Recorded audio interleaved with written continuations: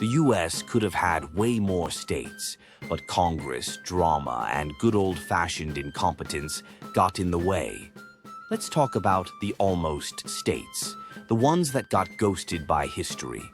First up, Franklin, a bunch of settlers in what's now Tennessee, got tired of waiting for Congress to acknowledge their existence, so they went full DIY in 1784 and made their own state.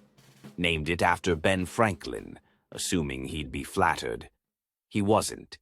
The state was never recognized by Congress, who ignored them so hard they eventually just slunk back to North Carolina.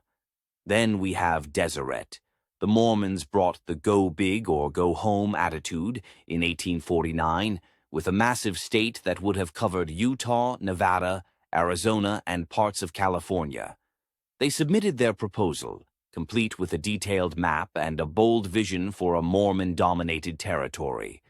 Congress laughed, handed them the Utah Territory in 1850, and told them to calm down. We can't forget Superior, aka the Upper Peninsula's very real attempt to yeet itself out of Michigan, also in 1849. People in the region were seriously tired of Michigan's disregard for their needs, so they tried to break free and form their own state. Instead of statehood, they got more snow and endless, where even is that, questions. The proposed state of Lincoln was Texas's northern half, trying to ghost Texas and start fresh with Oklahoma. In 1861, as Texas tried to secede from the Union, its northern half got real ambitious and pushed for their own state, aiming to escape Texas's over-the-top independence vibe. Texas said no because Texas never says yes to breaking itself up. Sequoyah was actually a fantastic idea.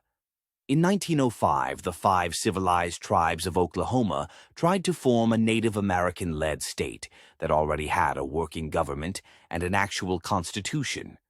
Congress ignored them and crammed it into Oklahoma instead because, well, history hasn't exactly been great at keeping promises to Native Americans. And there you have it.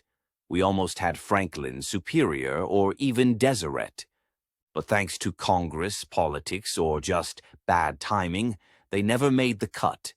Dive deeper, and you'll find even more almost states that could have reshaped the map and history.